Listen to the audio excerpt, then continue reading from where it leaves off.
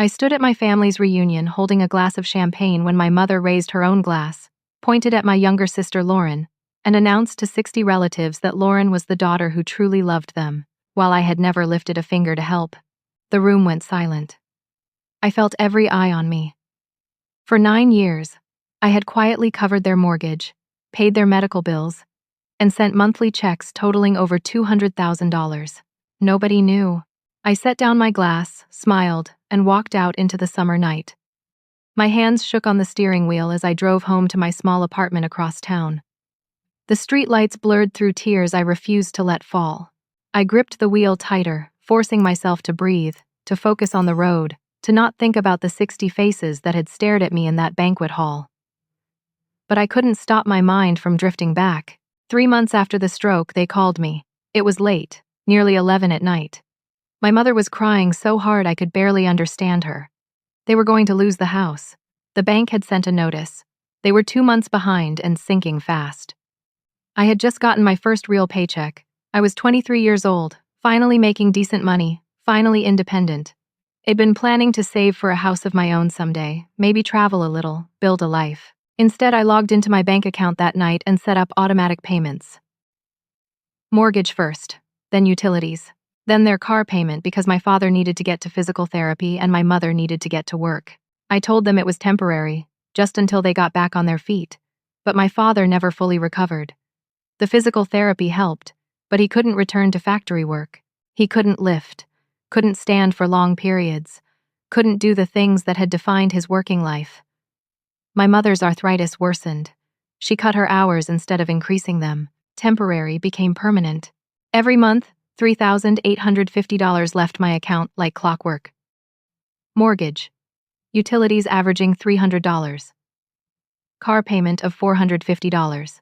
I started covering the minimum on their credit card when I saw it was maxing out on groceries and medication. I funded their property tax escrow when they fell behind. I never bought a house. I drove a 12-year-old sedan with a dent in the passenger door and a check engine light that came on every winter. I lived in a tiny apartment with thin walls where I could hear my neighbors arguing. I skipped vacations. I wore the same 3 professional outfits to work, rotating them throughout the week, hoping nobody noticed. I ate ramen and eggs and frozen vegetables. I cut my own hair. I stopped going out with coworkers for drinks because I couldn't afford it. Meanwhile, Lauren lived rent-free in their house. She was 28 now, 4 years younger than me. She worked part-time as a yoga instructor, teaching 3 classes a week at a studio downtown. She posted constantly on social media about her minimalist lifestyle, her mindfulness practice, her gratitude for her blessed life. She took our parents to brunch every Sunday and posted pictures of the 3 of them smiling over pancakes and mimosas. She brought them flowers. She watched movies with them. She got all the praise, all the public acknowledgement, all the love. I sent money silently through direct deposit. My parents never acknowledged it beyond occasional texts. Got it, thanks. Received. We're good this month. 9 years. $214,000. I'd calculated it once, late at night, staring at spreadsheets until my eyes burned. I pulled into my apartment complex and sat in the car, engine off, hands still on the wheel. The parking lot was quiet. Through my windshield, I could see the flickering light in the apartment above mine where old Mrs. Chen always fell asleep with her television on. I pulled out my laptop from my work bag and opened my email, needing to distract myself, needing to think about anything other than my mother's voice announcing to everyone I knew that I'd never helped them. That's when I saw it. An email from my mother, sent 2 hours ago. The subject line read, "Grateful for family." It had been sent to the entire extended family email chain. 63 people. My stomach dropped. I opened it. The email was a gushing thank you note to Lauren. Thank you for being the rock of this family. Thank you for your constant love and support. Thank you for always being there when we needed you most. We are blessed beyond measure to have a daughter like you. Attached were photos. Lauren and my parents at a steakhouse downtown, the kind of place where entrees cost $40. Lauren and my parents at the botanical gardens. Lauren and my parents on a weekend trip to a bed and breakfast in the mountains. Every single one of those outings had been paid for with my money. The steakhouse meal, the garden admission, the bed and breakfast, All of it had come from the checking account I funded every month. I sat in my car, laptop screen glowing in the darkness, and realized something that made my blood go cold. My humiliation at the reunion hadn't been spontaneous. It had been planned, coordinated. My mother had prepared that toast. Shed sent that email. Shed made sure everyone knew, everyone believed, that Lauren was the good daughter and I was nothing. I closed my laptop and went inside. I didn't cry. I couldn't. The tears had frozen somewhere between my heart and my eyes. My phone started buzzing at 6 in the morning. It barely slept, lying in bed staring at the ceiling, watching the shadows change as dawn crept through my thin curtains.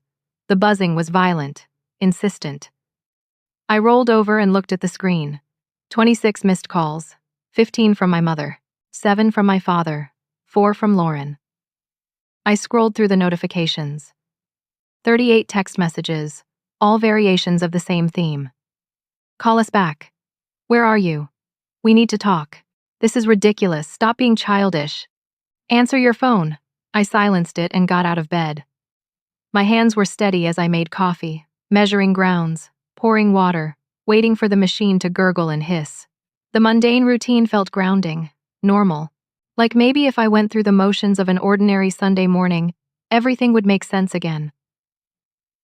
I took my coffee to the small table by my window and opened my banking app. My fingers moved almost automatically, like they'd been waiting for permission to do what they'd wanted to do for months. I canceled the automatic payment to my parents' mortgage company. $2,300 monthly, gone. I canceled the utility payment setup. $300 average, gone. I canceled my father's truck payment. $450, gone. I canceled the credit card minimum payment it'd been covering. $600 average, gone. I canceled the property tax escrow funding. $200 monthly, gone. $3,850, every month for 9 years. All of it, stopped. My coffee had gone cold, but I felt warm for the first time in hours. Not happy, not satisfied, just warm, like blood was finally flowing back into limbs that had been numb. I blocked their numbers, just for today, just so I could think without the constant buzzing, the constant demands. Then I got dressed and went to work. It was Sunday, but I had reports to finish, and the office was quiet on weekends. I needed the silence, the structure, the distraction of spreadsheets and data analysis. But I couldn't focus. I sat through my tasks mechanically, my mind elsewhere, replaying my mother's words, the looks on my relatives' faces, the years of silence I'd kept. At lunch, I went to the break room and found my coworker Diane making tea. Diane was 51, a senior analyst with silver hair she wore in a neat bob, and a direct way of speaking that I'd always appreciated. She took one look at me and frowned.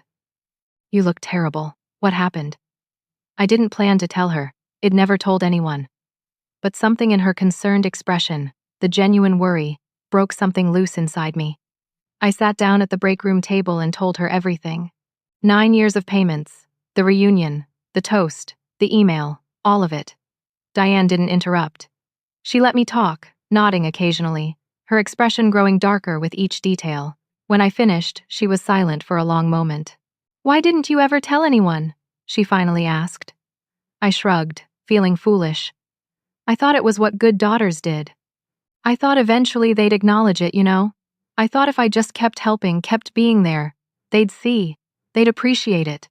And instead, they humiliated you in front of your entire family. Yeah. What are you going to do? I canceled all the payments this morning. Diane nodded slowly. Good. That's a start. But Crystal, you need to understand something. This isn't just about money. This is emotional abuse. Financial exploitation. What they did last night was calculated cruelty. Her words hit me harder than I expected. I'd been thinking of it as ingratitude, as thoughtlessness, maybe even as a misunderstanding. But abuse? Exploitation? Those were strong words. I don't know what to do next, I admitted. Talk to a lawyer, Diane said immediately. Document everything. Protect yourself. Because I guarantee you, when those payments stop hitting their account, they're going to come after you hard. I went back to my desk and tried to work, but my mind kept circling Diane's words.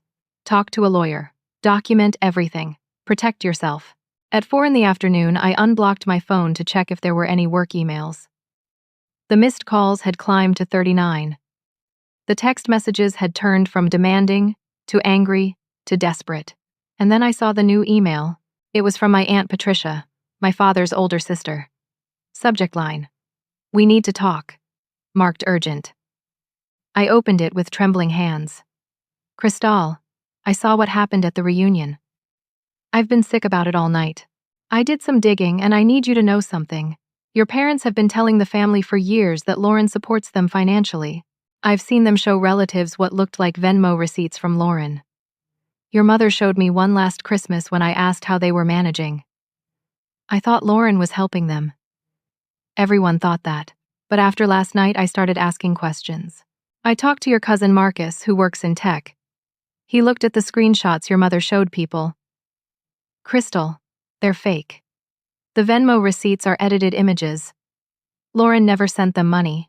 I also found out your parents have been accepting cash gifts from relatives who felt sorry for them. Your Uncle Thomas gave them $3,000 last year. Your Aunt Marie paid for roof repairs totaling $6,000. I gave them $5,000 myself at Christmas because your mother cried about how hard things were. They've been lying to everyone. They've been taking money from the family while you've been supporting them. And they've been giving Lauren all the credit. I'm furious. I want to help you. Call me when you can. Love. Aunt Patricia. I read the email 3 times.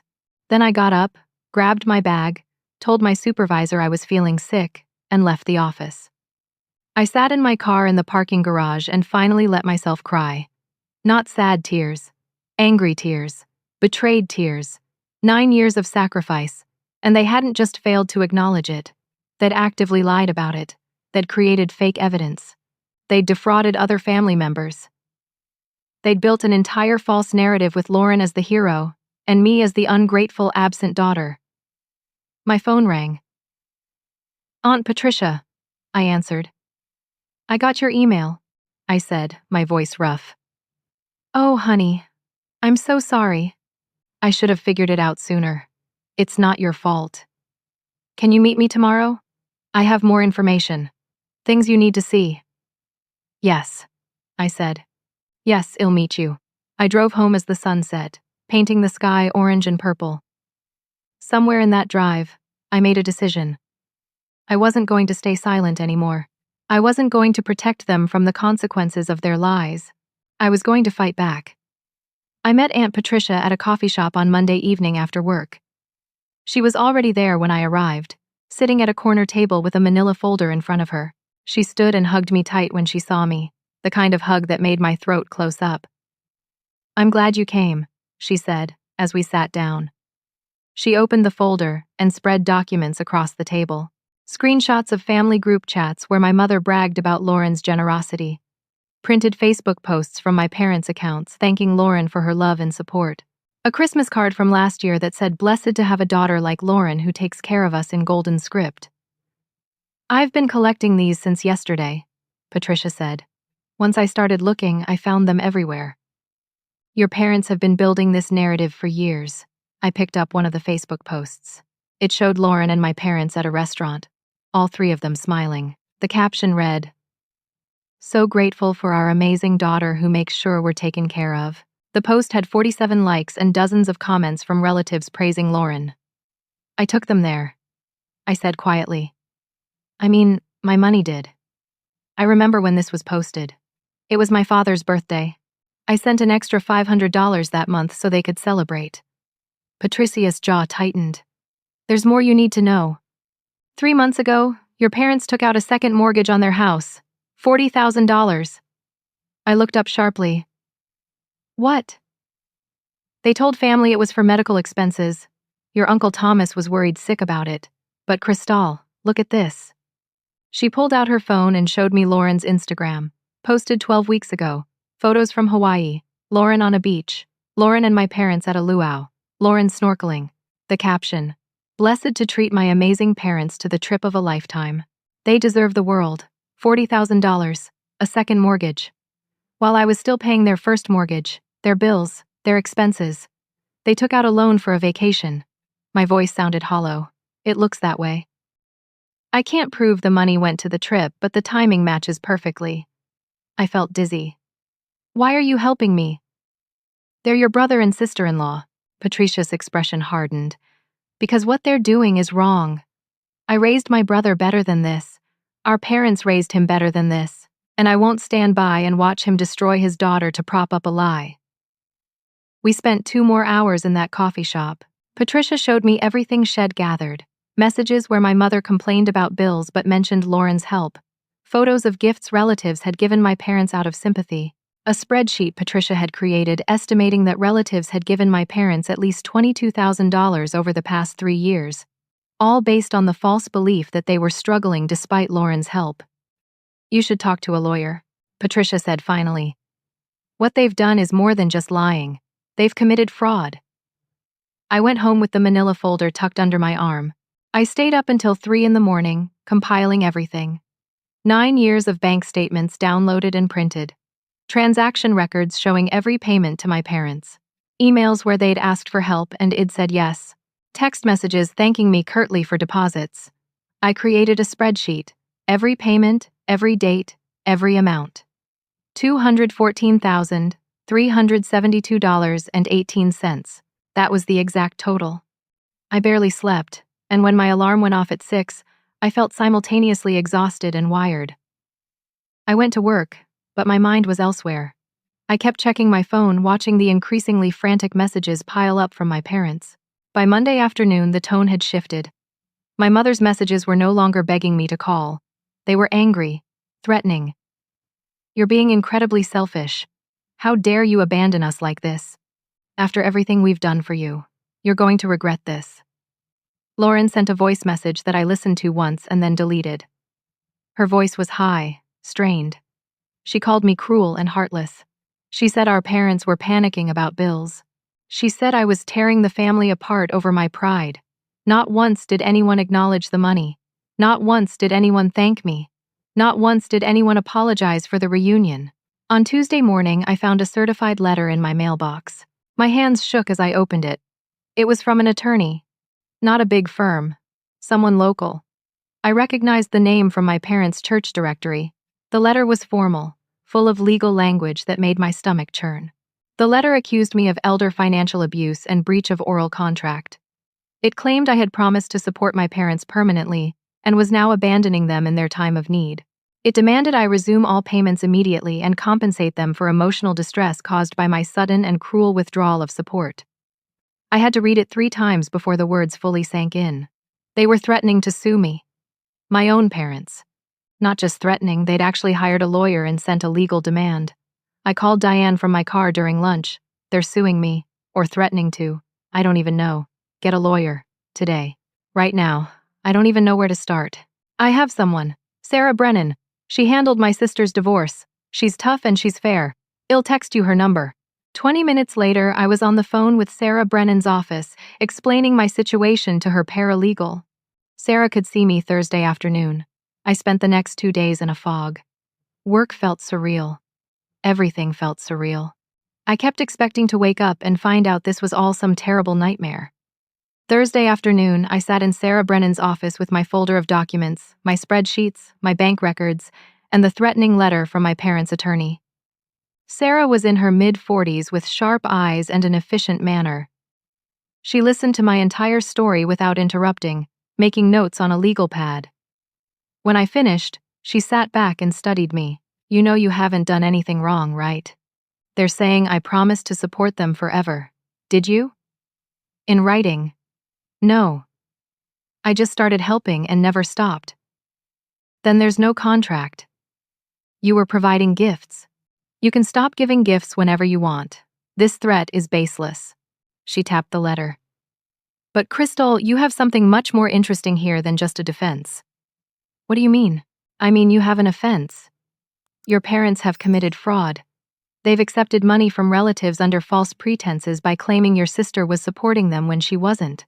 They've defamed you by spreading lies about your character and contribution to the family. The second mortgage they took out while still receiving your support could be considered fraudulent enrichment. And these fake Venmo receipts your aunt found? That's fabricating evidence. I stared at her, So what are you saying? I'm saying you could sue them. Defamation, fraud, intentional infliction of emotional distress. You could demand return of funds they obtained fraudulently from other family members. You could make their lives very difficult. I don't want to destroy them. I just want them to stop. Sarah nodded. Then we send a letter. A strong one. We detail everything you've done for them. We demand they cease all defamatory statements and publicly correct the record. We tell them that if they don't withdraw their legal threat, well, file a countersuit that will expose everything. And Crystal? We copy some key family members on the letter. Make sure the truth gets out. Will that work? It'll work. People like your parents rely on you staying quiet. Once you speak up, once the truth comes out, their whole house of cards collapses. I authorized Sarah to send the letter. She drafted it over the next 3 days, and it was brutal in its precision.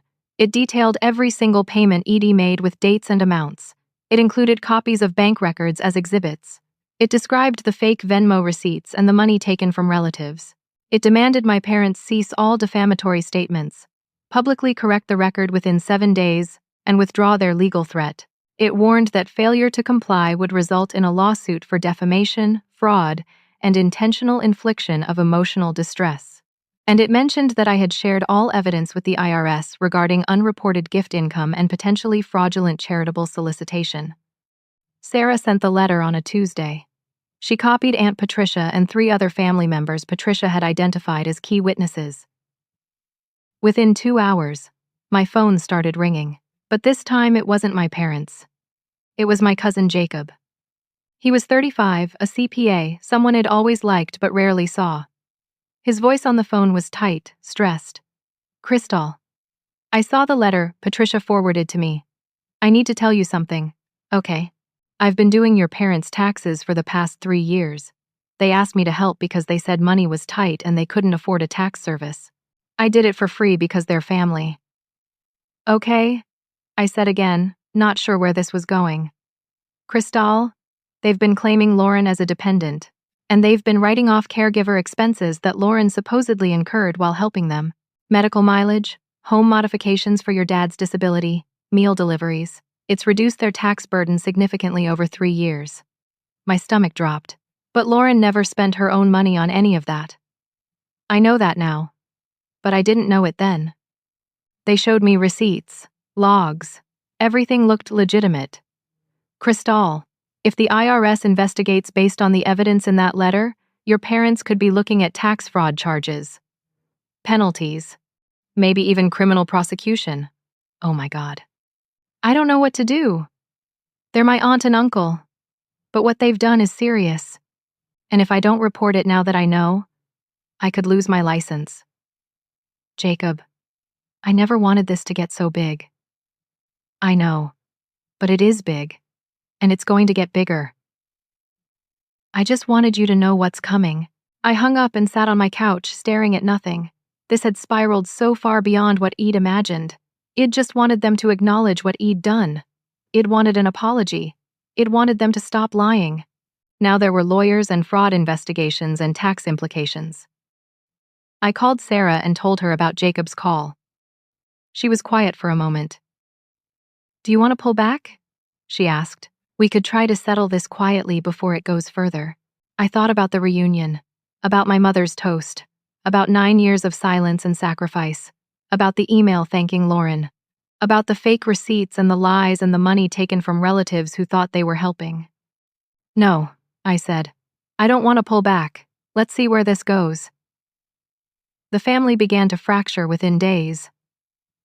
Aunt Patricia forwarded Sarah's letter to the entire extended family email chain. I didn't ask her to do it, but I wasn't sorry when she did. The responses came in waves. Some relatives were horrified. Aunt Marie called me crying, apologizing for not seeing what was happening, asking how she could help. My grandmother, my mother's mother, called and spoke to me for an hour, her voice shaking with anger at her own daughter. But others accused me of being vindictive, of airing dirty laundry, of tearing the family apart over money. Uncle Thomas sent an email saying that family matters should stay private, that I was being cruel by exposing my parents like this. The email chain exploded into arguments. Relatives took sides. Old grudges surfaced. People who'd been polite to each other for years suddenly stopped pretending. My grandmother called me on a Friday evening. She was 83, sharp as ever, and she didn't waste time on pleasantries. "Crystal, I need you to know something. Last Christmas, your mother cried on my shoulder. She said they were struggling. She said Lauren was doing everything she could, but it wasn't enough. I gave them $5,000. I took it out of my retirement savings because I thought my daughter and son-in-law were suffering. Grandma, I'm so sorry. Don't apologize. You didn't do this. They did. But I need you to know that I'm not the only one. I've been calling around. Your Uncle Thomas gave them $3,000 last year when your dad's truck needed repairs. Your Aunt Marie paid for home repairs totaling $6,000 when they said their roof was leaking. There are others. Smaller amounts, a few hundred here and there, but it adds up. Over the next week, I heard from 7 different relatives. Together, they'd given my parents approximately $22,000 over 3 years. All of it based on lies. All of it while I was sending nearly $4,000 monthly. Lauren went silent. Her social media, usually updated daily with inspirational quotes and yoga poses, went dark. No posts, no stories, nothing. My father showed up at my apartment on a Wednesday evening. I was making dinner, just pasta and jarred sauce, when the buzzer rang. I checked the video intercom and saw him standing there, looking haggard. Head lost weight, his clothes hung loose on him. I didn't let him up, but I did press the talk button. "What do you want, Dad?" His voice crackled through the speaker. "Please, can we just talk? We're talking now. Crystal, please. I know we made mistakes. I know we hurt you. Your mother, she's not handling this well. She's barely eating. She's barely sleeping. And whose fault is that?" He flinched, even through the grainy video. "Mine. Ours. We were wrong. We should have acknowledged what you did for us. We should have been honest. You hired a lawyer to sue me, Dad. That was your mother's idea. I went along with it because I didn't know what else to do. But we dropped it. The lawyer sent a letter withdrawing everything. Didn't you get it?" Sarah had forwarded it to me. A terse letter saying my parents no longer wished to pursue legal action and considered the matter closed. "I got it," I said. "Then can we talk?" "Really talk? I need to explain." "Explain what? How you let Mom humiliate me in front of everyone? How you lied to the whole family? How you took money from Grandma while I was paying your mortgage? Your mother was difficult. I know that's not an excuse. But she was embarrassed. She couldn't handle accepting money from you. You were our child. We were supposed to take care of you, not the other way around. It hurt her pride. So she decided to destroy mine instead." Lauren encouraged it. She didn't want people to know she wasn't contributing. She was embarrassed too. So your mother came up with this story where Lauren was helping, and it just got bigger and bigger, and I didn't know how to stop it. You could have told the truth. "I know." His voice broke. "I know, baby. I'm sorry. I'm so sorry. I wanted to hang up. I wanted to scream at him. But part of me, some small, exhausted part, just wanted my dad back. The dad who used to take me fishing. The dad who taught me to change a tire. The dad who cried at my college graduation. Are you ready to tell everyone the truth?" I asked. "Publicly?" "All of it." There was a long pause. "It would destroy your mother. It would destroy Lauren. It's already destroyed." The letter went out. "Everyone knows. Not everyone. Not everyone believes it. Some people think you're lying. They think you're exaggerating to make us look bad. Because Mom and Lauren are still lying." Another pause. "I'll talk to them. I'll try to get them to admit it. Just give me some time." "How much time?" "A week. Please. Just 1 week." I thought about it. 1 week. But Dad? I'm not restoring the payments. You need to figure out your finances without me. I understand. I'm looking for work. Part-time, anything. I can do more than I thought. The physical therapy has helped. Good luck. I ended the call and went back to my pasta, but Eid lost my appetite. That night, I couldn't sleep. I kept thinking about my father's face on that screen. How old Head looked. How defeated. Part of me felt guilty. Part of me felt triumphant. Mostly I just felt tired. At 2 in the morning, my phone lit up with a notification. An Instagram direct message from someone named Amanda. I almost ignored it, but something made me open it. Hi, Crystal. You don't know me, but I need to tell you something. My name is Amanda Torres. I was Lauren's roommate in college. We're not friends anymore. We had a falling out a few years ago, but I've been seeing the family drama through mutual friends, and I can't stay quiet anymore. 3 years ago, Lauren and I were still close. We were living together in an apartment near campus. One night she got drunk and told me about her plan. She said she was going to make sure everyone thought she was the good daughter.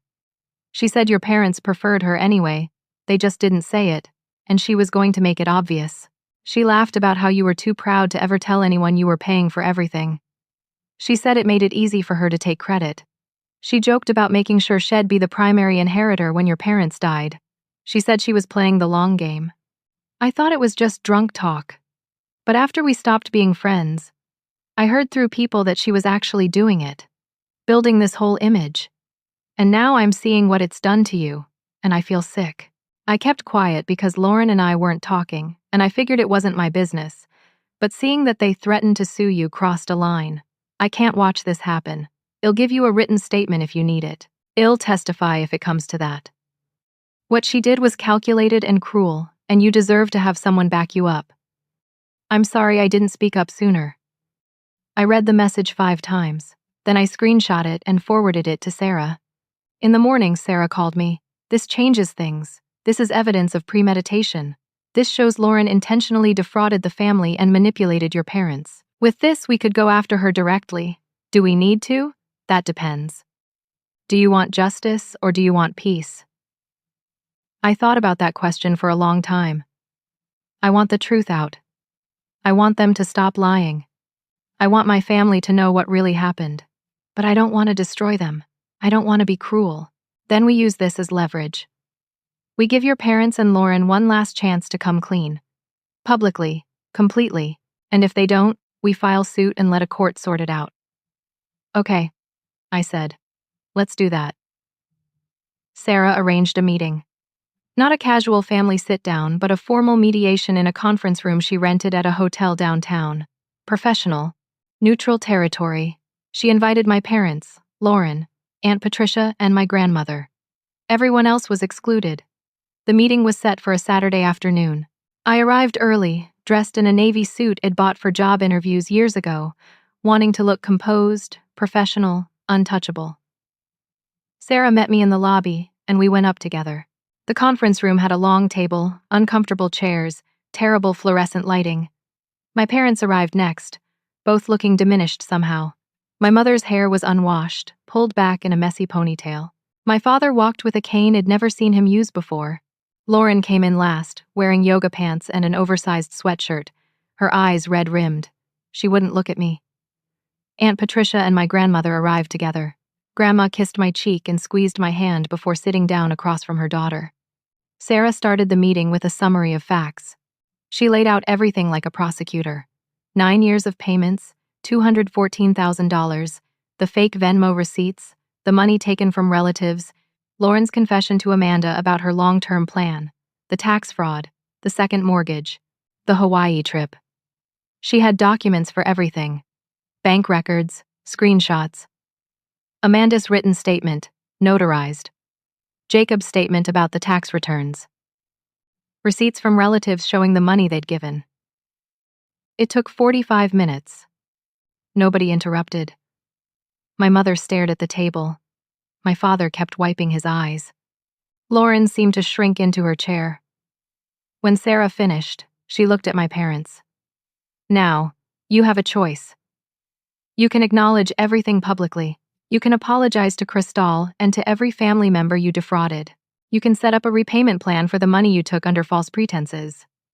You can commit to family therapy. Or, Cristal can file a civil suit, and all of this will become public record in a much more damaging way. You'll be dealing with lawyers and depositions and possibly criminal charges for tax fraud. My mother finally looked up. Her eyes were hard. She's our daughter. We raised her. We gave her everything. She owes us. It expected denial. It expected excuses. I hadn't expected that. I owe you. My voice came out steady, cold. I gave you 9 years of my life. I gave you $200,000. I gave up buying a home, having a family, building a future. I worked myself to exhaustion for you. And you repaid me by humiliating me and lying about me to everyone I love. You have a good job. You didn't need that money. We did. Then you should have said thank you. You should have acknowledged it.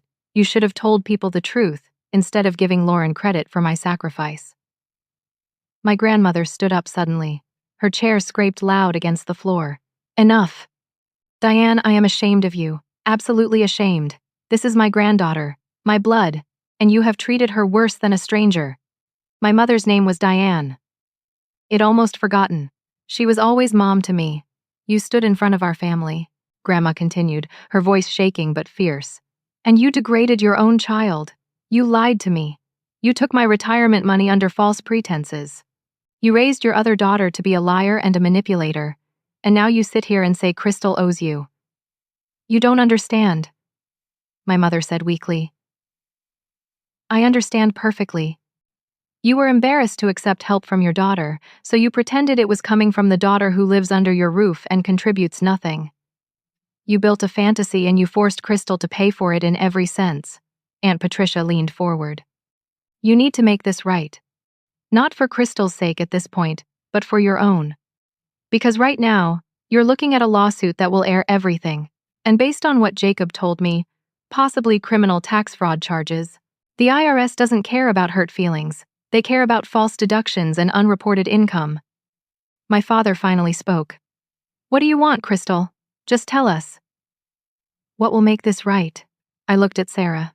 She nodded. I want a public apology, I said. To the entire family. In writing. Admitting everything you lied about. I want you to return the money you took from relatives by lying about your situation. All $22,000.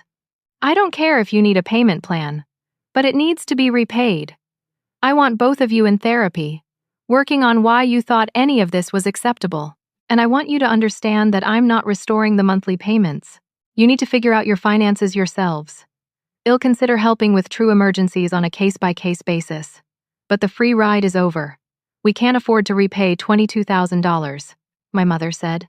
You could afford a $40,000 second mortgage for a vacation, I shot back. You can afford a payment plan, sell something, downsize, get creative, but you're going to repay the people you lied to. And if we refuse? My mother asked. Sarah answered before I could. Then we file suit Monday morning. We pursue civil damages. We send all tax documentation to the IRS. And instead of this being handled quietly within your family, it becomes public record. Reporters love stories about family financial fraud. I imagine it would be quite embarrassing. The room went silent. My mother looked at Lauren. Lauren looked at the floor. My father reached over and took my mother's hand. We'll do it. All of it. The apology, the repayment, the therapy. Well, do what Crystal asks. My mother jerked her hand away. Don't speak for me. Diane, enough. Look at what we've done. Look at our daughter. We did this. We hurt her. And we're going to make it right. My mother stood up suddenly, her chair falling backward. This is insane. You're all ganging up on us. We're the victims here. Crystal abandoned us. She stopped the payments without warning. She's trying to destroy us. She looked around the room, but nobody met her eyes. Not even Lauren. Fine, she spat. Fine. If this is what it takes to make her happy, fine. Well, write the stupid apology. Well, pay back the money, but don't expect me to grovel. She grabbed her purse and left, the door slamming behind her. My father sat there, head in his hands. I'm sorry. I'll make sure she follows through. I promise. Lauren finally looked up at me. Her eyes were swimming with tears. Crystal, I'm sorry. I'm so sorry. I don't know what else to say.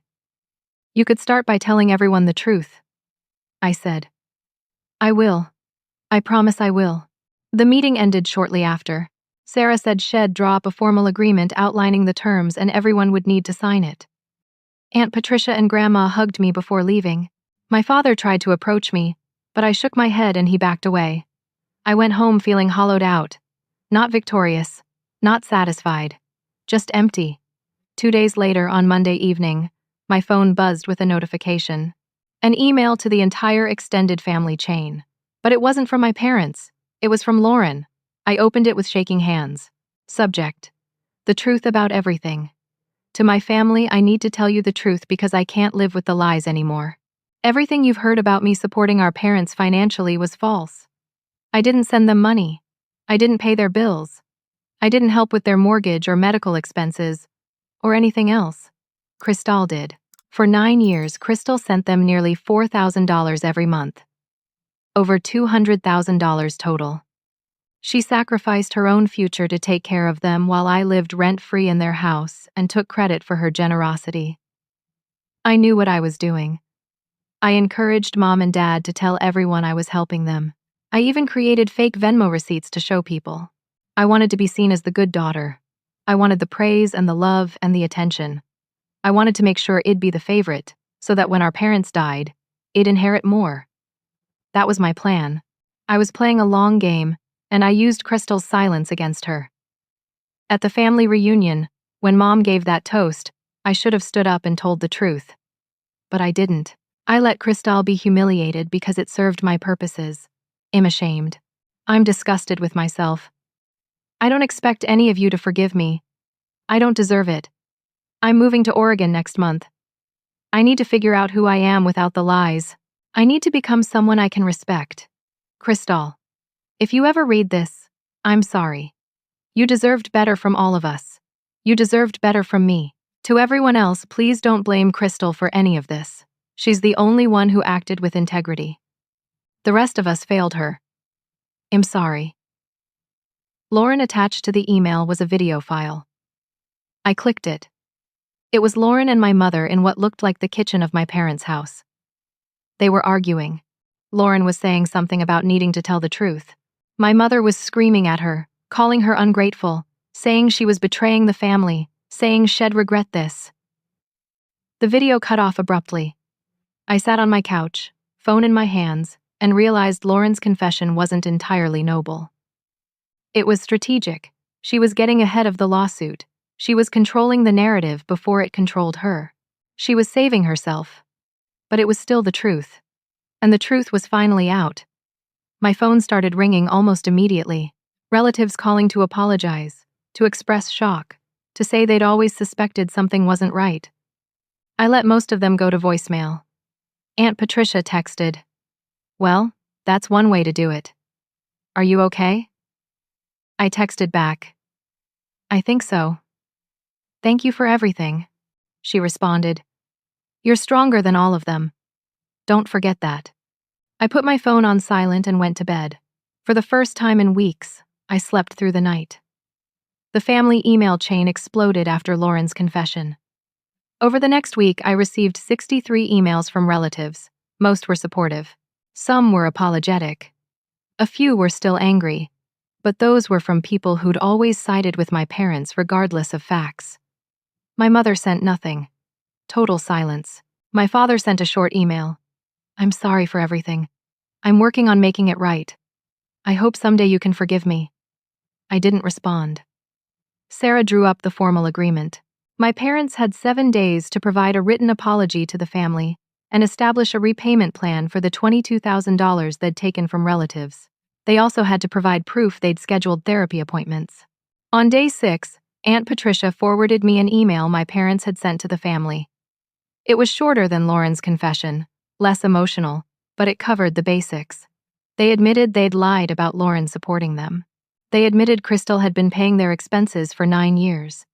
They admitted they'd accepted money from relatives under false pretenses and promised to repay every dollar. They apologized for their behavior at the reunion. The email was signed by both of them, but I could tell my father had written it. My mother's voice wasn't in it. Sarah confirmed that also submitted a repayment plan, $500 monthly to a fund Aunt Patricia had agreed to manage, which would be distributed back to the relatives who'd given them money. It would take 44 months to fully repay, but it was a plan. They'd also sent proof of therapy appointments. First session scheduled for the following week. They're complying. Sarah told me over the phone. The agreement is fulfilled. This is over, legally speaking. Thank you, I said, for everything. What will you do now? I don't know. Try to figure out who I am without all this, I guess. Over the next months, I started rebuilding. Not my relationship with my parents, that felt impossible right now, but my own life. The life I'd put on hold for 9 years. I used the $3,850 I was no longer sending to my parents to open a savings account. I'd never had savings before, not real savings. Watching the number grow each month felt strange and wonderful. I went shopping and bought new work clothes that actually fit well and looked professional. I got my hair cut and colored at a real salon instead of cutting it myself in my bathroom. I bought groceries without checking the price of every item. Small things, normal things, things most people took for granted. Diane convinced me to join her book club.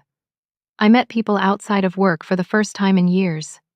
I started going to yoga classes, which felt weird given Lauren's profession, but I didn't let that stop me. 6 months after the reunion, I went on my first vacation in a decade. 2 weeks in Colorado, hiking in the mountains, staying in small lodges, eating at local restaurants, reading books on cabin porches. I turned off my phone for days at a time. I breathed mountain air and watched sunsets and felt something inside me start to heal. I started therapy myself. Dr. Nakamura was patient and kind, helping me understand why I'd stayed silent so long, why I'd equated my worth with how much I could sacrifice. We talked about boundaries and self-value and the difference between helping and being exploited.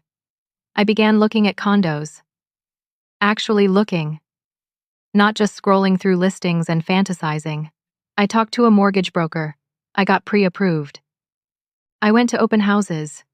8 months after everything fell apart, I put an offer on a small 2-bedroom condo on the 3rd floor of a converted warehouse building.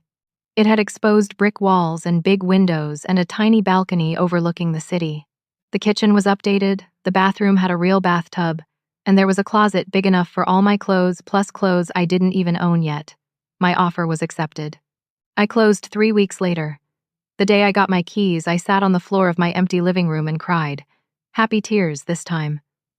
Diane helped me move, along with some coworkers who'd become real friends. We ordered pizza and unpacked boxes and laughed at my terrible attempts at furniture assembly. It felt normal. It felt like a life I'd been watching other people have for years. My grandmother came to visit and brought a housewarming gift. A painting she'd done herself of the mountains in Colorado because I'd sent her photos from my trip. I'm proud of you, she said, hugging me tight. You saved yourself, that takes courage. Aunt Patricia stopped by with wine and plants. We sat on my small balcony and talked about everything and nothing. She told me my father had gotten a part-time job at a hardware store. My mother had started attending church again, though Patricia heard she sat in the back and left immediately after services. Do they ask about me? I asked. Your father does. Your mother doesn't. She's still angry, I think. Angry and ashamed, which for her look the same. Do you think they've changed? Patricia considered the question. Your father, maybe. He seems smaller now, but also more honest. Your mother? I don't know. Some people don't change. They just get quieter about who they are. 9 months after the reunion, my father called me. I almost didn't answer, but something made me pick up. Hi, baby, he said, and his voice cracked on the word baby. Hi, Dad. I'm not calling to ask for anything. I just wanted you to know I'm proud of you. I heard you bought a condo. That's wonderful. Thanks. And I wanted to say thank you for everything you did for us. I never said it enough. I never said it at all, really. But you saved us, and I'm grateful. My throat tightened. You could have just told people. You could have been honest. I know. I was a coward. I let your mother control the narrative because it was easier than fighting her. I'm not making excuses. I just want you to know I see it now. I see what we did to you. Are you okay? Financially, we're managing. I'm working 20 hours a week. It's hard on my body, but I can do it. Your mother got a better position at the grocery store. More hours. We're making it work. It's tight, but we're not drowning anymore. That's good. Crystal, do you think someday you might want to have coffee or something? Just talk? I'm not asking for forgiveness. I just miss my daughter. I looked around my condo, at the life I was building. Maybe, someday, but not yet. I'm still figuring things out. I understand. I'll wait. However long it takes. We hung up. I didn't cry, but I felt something shift in my chest. Not forgiveness, not yet. But maybe the possibility of it someday. 1 year after the reunion, there was another family gathering. Much smaller this time. Just a backyard barbecue at Aunt Patricia's house. Shed invited me, and after some hesitation, I went. My parents weren't there.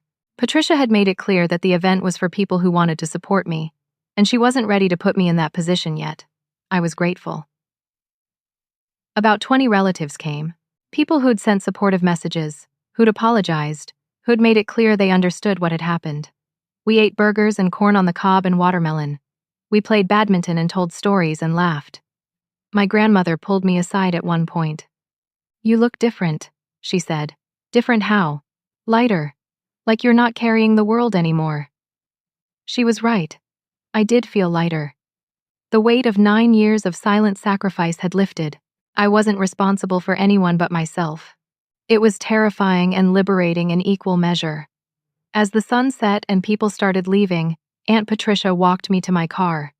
"How are you really doing?" she asked. "Better. Some days are hard. I still get angry sometimes, thinking about everything. But mostly I'm okay.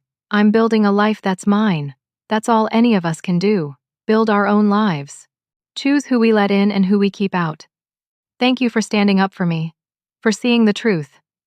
You're my niece. Family is supposed to protect each other. Real family, anyway. Not just share DNA." I drove home to my condo as the city lights flickered on. I parked in my assigned spot, took the elevator to the 3rd floor, unlocked my door, and stepped into my home. My space. My peace. I made tea and sat on my small balcony, watching the city below. Somewhere out there, my parents were living their lives. Lauren was starting over in Oregon. The extended family was moving forward with new understanding of old lies. And I was here, free, whole, finally putting myself first. 18 months after that reunion, I had coffee with my father. Had been calling once a month. Short conversations where he'd update me on his life and ask about mine. He never pushed, never demanded. Just stayed present at a distance. Finally, I agreed to meet him at a coffee shop halfway between his house and my condo. He looked older, grayer, but also somehow better. More at peace, maybe. He hugged me carefully, like he was afraid I might break or disappear. We sat by the window and talked about small things at first. His job at the hardware store. My work projects. The weather. Normal things. Then he said, "I owe you a real apology. Not the legal one I sent in that email. A real one." I waited. "I failed you as a father. I let your mother treat you terribly because standing up to her was hard, and going along with her was easy. I taught Lauren by example that lying was acceptable if it avoided conflict. I took your money for 9 years and never once thanked you properly, or acknowledged what you were sacrificing. And then I let your mother humiliate you in front of everyone who mattered to us, and I did nothing to stop it." His eyes filled with tears. "You deserved better. You deserved a father who protected you and honored you and stood up for you. I'm sorry I wasn't that father. I'm trying to become him now, but I know I'm late. I know the damage is done." I sipped my coffee, processing his words. "Are you and Mom okay?" "We're in therapy. Separately and together. It's hard. She's still angry at the world, at herself, at me. But she's trying. She got a promotion at work. She's taking classes at the community college, accounting classes, trying to improve our situation. She's not the same person she was. Does she ask about me?" He hesitated. "Sometimes. She's ashamed. She knows she owes you an apology. But she doesn't know how to give it. Pride is her biggest enemy. It always was. Your sister writes to us sometimes. She's working at a nonprofit in Portland, helping homeless youth. She's in therapy too. She said telling the truth was the hardest and best thing she's ever done. Good for her. We talked for an hour. It wasn't comfortable, but it wasn't terrible either. When we left, he hugged me again. Can we do this again sometime? He asked. Maybe in a few months. It'll take maybe. I watched him walk to his old truck, the one I'd made payments on for years. He drove away, and I felt something I hadn't felt in a long time when thinking about my parents. Hope. Not for what we were, but for what we might become. Different. Honest. Maybe even healthy. 6 months later, my mother sent me a letter. Not an email, an actual handwritten letter in the mail. Her handwriting was shaky, like she'd written and rewritten it multiple times. Crystal, I don't know if you'll read this. I wouldn't blame you if you threw it away, but I need to try. I'm sorry. I'm sorry for the toast at the reunion. I'm sorry for lying to everyone. I'm sorry for taking your sacrifice and giving Lauren credit for it. I'm sorry for threatening to sue you. I'm sorry for every time I took your money and never said thank you. Most of all, I'm sorry for not seeing you. Really seeing you. You were trying to help us, and instead of being grateful, I was resentful. I was ashamed that my daughter had to support me. And instead of dealing with that shame in a healthy way, I turned it into anger at you. Therapy is helping me see that. I don't expect you to forgive me. I don't deserve it. But I want you to know that I see now what I did, and I'm horrified by it. You are an amazing woman. Strong and generous and kind. You got those qualities despite me, not because of me. I hope someday I can be someone who deserves to be in your life. I love you. I always have, even when I couldn't show it properly. Mom, I read the letter 3 times. Then I put it in a drawer. I wasn't ready to respond, but I also wasn't ready to throw it away. Maybe someday I would be. 2 years after the reunion, I went on my first real date since everything fell apart. His name was Marcus, an engineer who worked in the building next to mine. We'd met in a coffee shop, both reaching for the last blueberry muffin. Head smiled and said we should split it. We ended up talking for 2 hours.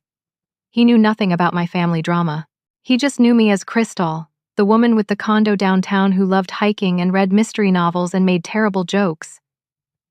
It felt good to be seen as just myself, not as the sacrificed daughter or the family scapegoat or the woman who'd been wronged, just Crystal. We went to dinner and then to a comedy show. He made me laugh until my stomach hurt. At the end of the night, standing outside my building, he asked if he could see me again. I'd like that, I said. And I meant it.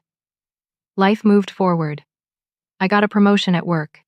I hiked the Grand Canyon with Diane. I hosted Thanksgiving at my condo for friends who'd become family. I took pottery classes and made ugly bowls that I loved. I adopted a cat named Pepper, who slept on my pillow and woke me up at dawn demanding breakfast. I built a life that was mine. Small and imperfect and wonderful. 3 years after the reunion, my parents sent me a check. $15,000. The note attached said, "We sold your mother's car and your father's tools. We're downsizing to a smaller place. This isn't nearly enough to repay what you gave us, but it's a start. Thank you for everything. We love you." I deposited the check and put the money in a savings account. I'd labeled future dreams. Maybe a bigger condo someday. Maybe travel. Maybe something I hadn't thought of yet. I wrote them a note back. "Thank you for this. It means something that you tried. I'm doing well. I hope you are too." It wasn't forgiveness. It wasn't reconciliation, but it was acknowledgement. And maybe that was enough for now. Looking back, I learned something I wish I'd known at 23 when I made that first automatic payment. Love without boundaries isn't love. It's self-erasure. Sacrifice without acknowledgement isn't virtue.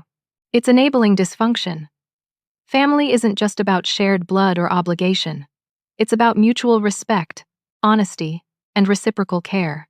I spent 9 years believing that if I just gave enough, if I just sacrificed enough, if I just stayed quiet enough, my parents would see my value. But value that has to be proven through endless sacrifice isn't value. It's transaction masquerading as love. Real love honors your contributions. It doesn't exploit your loyalty. Real family protects you, lifts you up, acknowledges what you give. And when they fail at that, when they use your silence as permission to take advantage, you have to save yourself, even if it means walking away. Even if it means speaking a truth that destroys the comfortable lie everyone else is living. Silence in the face of disrespect isn't grace. It's permission. It teaches people that they can treat you badly and face no consequences. It tells them your feelings matter less than their comfort. And the longer you stay silent, the harder it becomes to speak, until you don't even recognize the sound of your own voice standing up for yourself. I learned that standing up for yourself isn't selfish. It's survival. It's choosing to honor your own humanity the way you wish others would honor it. And sometimes, the most loving thing you can do, for yourself and even for the people hurting you, is to stop enabling their worst behaviors, to force accountability, even when it's painful, to let them face the consequences of their choices. My parents had to lose me to see me. They had to face their bills without my money to understand what I'd been doing for them. They had to be exposed to understand the weight of their lies. I couldn't make them grow. I could only stop shrinking myself to accommodate their dysfunction. And in the end, saving myself saved all of us. They had to learn to stand on their own. Lauren had to face who she'd become. I had to learn that my worth wasn't measured by how much I could endure. Now, sitting on my balcony with Pepper curled in my lap and Marcus texting me goodnight from across town, I understand something fundamental. You teach people how to treat you. And sometimes, the greatest lesson you can teach is that you won't accept being diminished anymore. My mother taught me to be small. My own survival taught me to be mighty. And in learning to save myself, I learned the most important truth. You cannot love others well until you love yourself enough to demand better. That reunion, that terrible, humiliating moment, was the beginning of my real life. The life where I matter. The life where my voice counts. The life where I choose who gets access to my heart, and my resources and my energy. I wouldn't go back and change it, because on the other side of that pain was freedom. And freedom tastes like morning coffee in your own home, like hiking boots on mountain trails, like a savings account with your name on it, like a cat purring in your lap, like a man who sees you as whole and valuable just as you are. That's the lesson. That's what I wish someone had told me at 23. Your life belongs to you. Your worth is inherent, not earned through endless sacrifice. And sometimes the most radical act of love is refusing to participate in your own erasure. I chose myself. And that choice gave me everything. Now I want to hear from you. Have you ever felt invisible in your own family? Have you ever sacrificed so much that you lost yourself? How did you find your way back? Share your story in the comments below. Your experience might be exactly what someone else needs to hear today. If this story resonated with you, please give it a like and subscribe to hear more stories about finding strength in difficult situations. Share it with someone who needs to know that choosing themselves isn't selfish, it's necessary. Thank you for listening to my story. I hope it reminds you that you matter. Your contributions deserve acknowledgement, and you are always worthy of respect and love. Take care of yourselves, and remember, you can't pour from an empty cup. Fill yours first.